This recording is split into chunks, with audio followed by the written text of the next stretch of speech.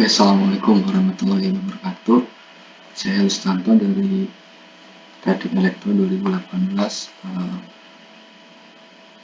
akan mempresentasikan UAS pemodelian sistem pemodelian dan simulasi. Di sini saya akan mempresentasikan pemodelian dan simulasi produksi pada barang home industry. Tujuan dari pemodelian ini yaitu penelitian ini bertujuan untuk menganalisis efisiensi dari model dan simulasi pemproduksian barang pada bisnis rumahan atau home industry dan diharapkan dapat memberikan saran bagi model produksi yang lebih baik dibandingkan dengan produksi yang sebelumnya yang diterapkan saat ini sehingga dapat membuat proses produksi dari home industry itu sendiri menjadi lebih baik dan memberikan suatu keunggulan.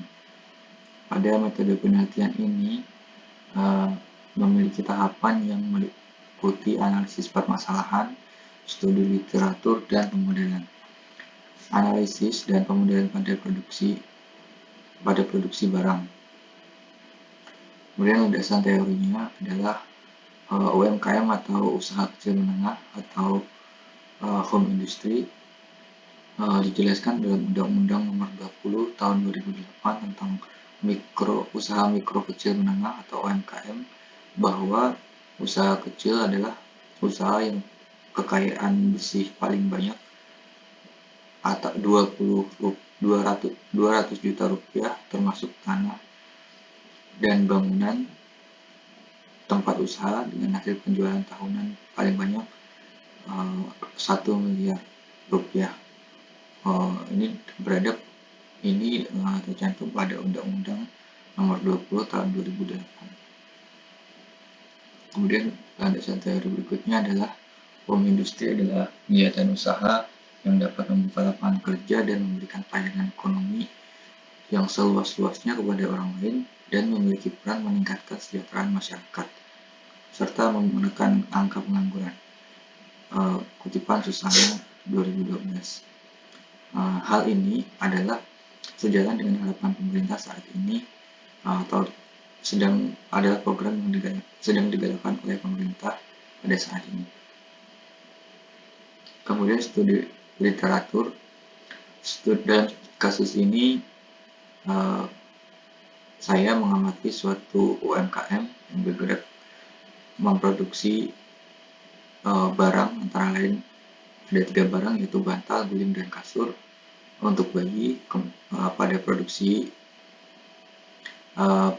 produksinya diproduksi berdasarkan pesanan yang diterima dalam sehari-hari, yaitu jika ada pesanan masuk maka home industry akan mulai produksi. Kemudian tahapan produksi sendiri mulai dari pembelian bahan, kemudian pemotongan bahan, dan proses dilanjutkan ke proses berikutnya.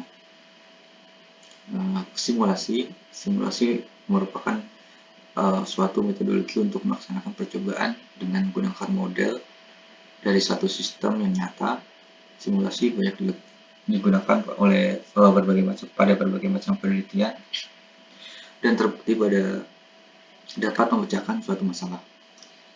Pengsimulasian ini menggunakan AnyLogic 48.5.0. Ini adalah Personal Learning Edition untuk membuat pemodelian simulasi dari proses produksi peralatan bayi ini. Saya tidak menggunakan MATLAB karena pada jurnal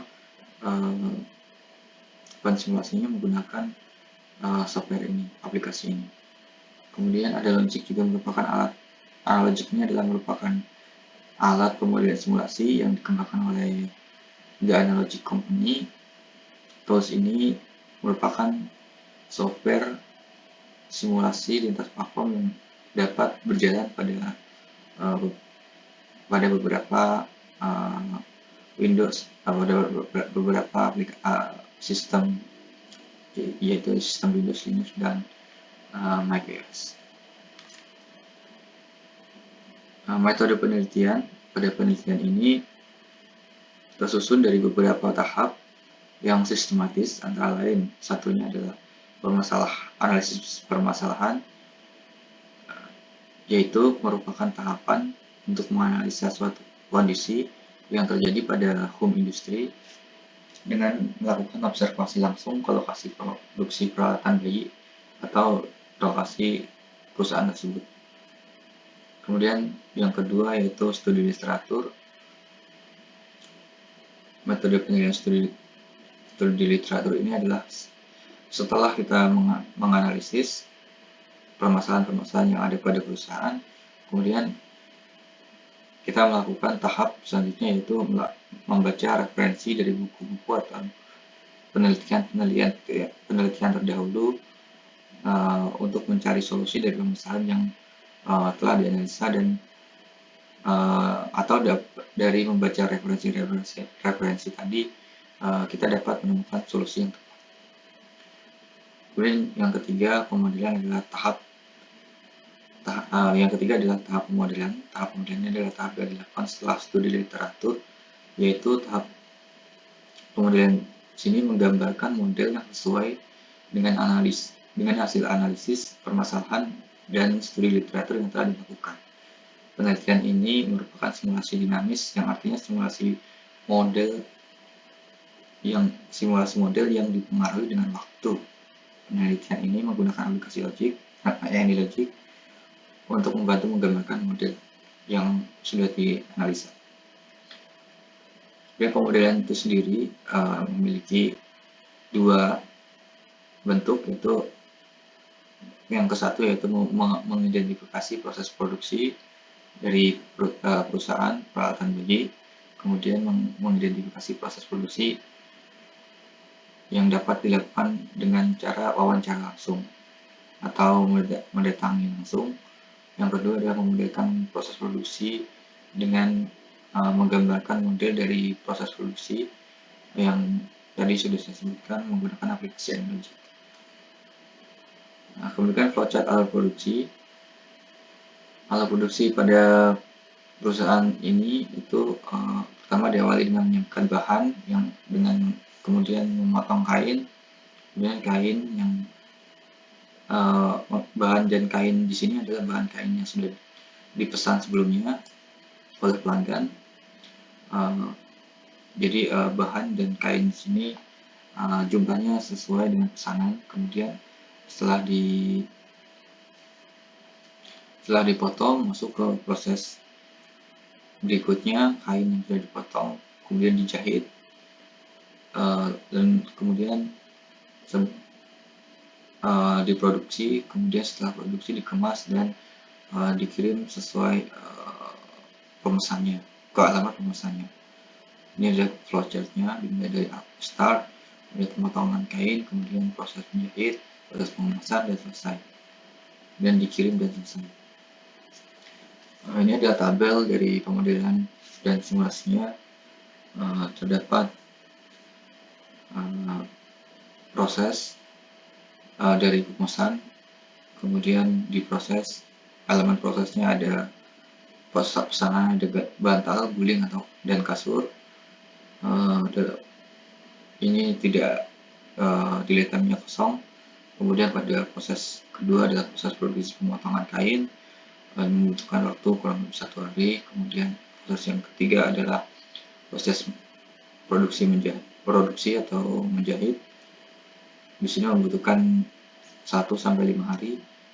Kemudian proses yang terakhir adalah pengemasan. Di sini membutuhkan waktu kurang 1-2 hari. Tadi sudah dijelaskan. Yang satu adalah menerima pesanan, yaitu guling, bantal, dan kasur, dan membeli bahan baku yang sesuai dan yang dibutuhkan sesuai dengan pesanan. Kemudian bahan baku diproses dengan memotong kain. Setelah memotong kain,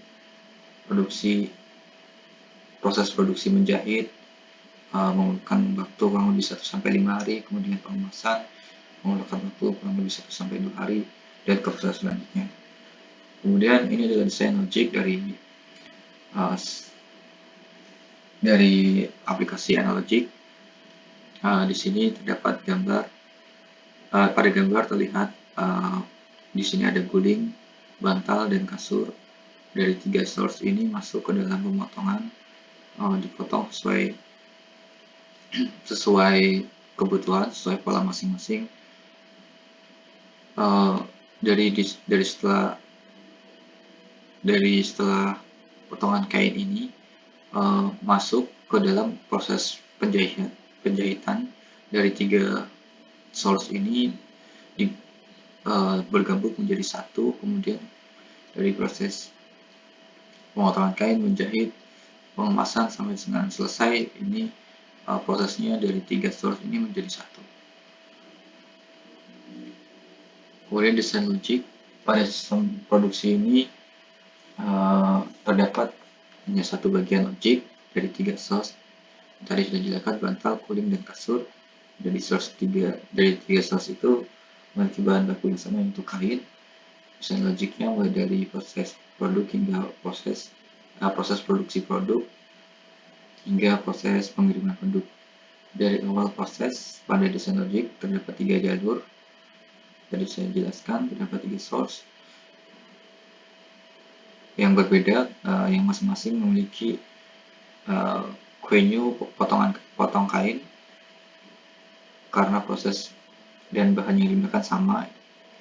Kemudian dijadikan satu jalur potong kain dan setelah pemotongan kain dan dimulai proses potong kain.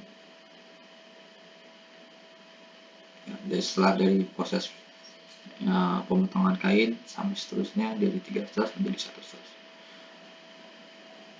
Kemudian hasil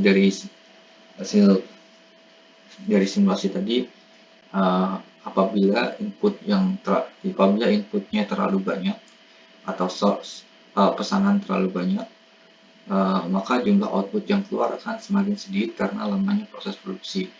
Itu disebabkan karena dijadikannya satu dari proses produksi dari 3 source barang bantal, guling, dan kasur. Sehingga pada sistem yang berjalan saat ini dirasa kurang dalam manajemen pemasangan pada produksi. Kemudian ini adalah hasil dari proses produksi tadi, dari simulasi aplikasi Analogic tadi. Pada warna merah muda, di sini guling dengan input 5, kemudian warna oranye adalah input bantal 3, kemudian hijau adalah input kasurnya ada 5. Dari 3 source ini outputnya hanya ada 3, satu, karena dari 3 source inputnya digabung menjadi proses produksinya digabung menjadi satu, sehingga hanya menghasilkan outputnya 3 piece dari 3 source ini. Kemudian solusi alternatif berdasarkan dari pemodelan real, dari pemodelan yang tadi dijelaskan, peneliti membuat pemodelan yang lain yang bisa dipertimbangkan untuk alternatif skenario produksi. Pemodelan yang disarankan adalah dengan masing-masing dari produk, masing-masing dari source, bantal, guling, dan kasur dikerjakan tidak pada waktu yang sama, sehingga tidak terjadi tabrakan antara produk yang satu dengan produk yang lainnya. Ini adalah desain logik alternatifnya. Di sini ada guling, kemudian proses pemotongan kain, kemudian proses kainnya dipotong, kemudian sampai dengan menjahit, kemudian pengemasan sampai dengan pengiriman, semuanya dikerjakan dikerjakan secara terpisah. Kemudian bantal juga sama, dikerjakan secara terpisah. Kasur juga seperti itu, dikerjakan secara terpisah. Jadi setiap source memiliki output masing-masing, memiliki proses yang masing-masing sehingga tidak mengganggu antara proses satu dengan proses yang lain. Dengan mudah seperti itu menghasilkan diagram yang menghasilkan diagram yang menggambarkan jika jumlah produk guling yang dibuat yaitu sebanyak misalnya 1864, maka jumlah produk yang dihasilkan menjadi barang yaitu 1864 juga sama. Ini adalah hasil dari simulasi alternatif tadi. Input gulingnya 1864, maka outputnya juga sama. Kemudian di sini ada input proses produksi bantal, inputnya 1861, outputnya 1858.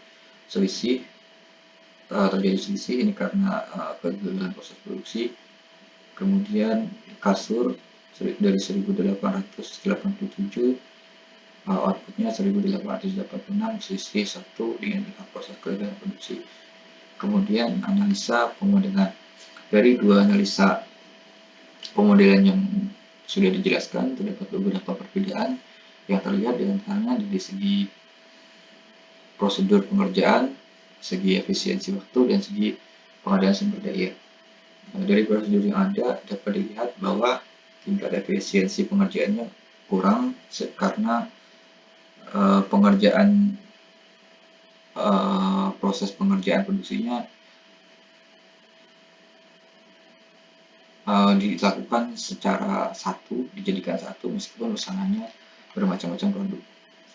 Kemudian kesimpulannya adalah analisis dari pemodelan pada proses produksi barang di home industry kurang efisien jika menggunakan model yang pertama, karena proses produksi pembuatannya menggunakan sistem make to order sehingga menimbulkan terjadi antrian akibat proses produksi yang lama atau dijadikan satu. Kemudian berdasarkan pengukuran dari sistem yang sedang berjalan, peneliti memberikan saran bahwa proses produksi perlu dilakukan pengerjaan dengan produk yang sejenis agar proses produksinya lebih efisien dan tidak menimbulkan antrian pada tiap-tiap produknya, atau produk satu tidak mengganggu dengan produk yang lain.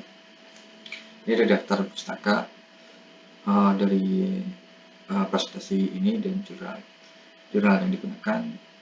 Sekian presentasi dari saya. Terima kasih. Wassalamualaikum warahmatullahi wabarakatuh.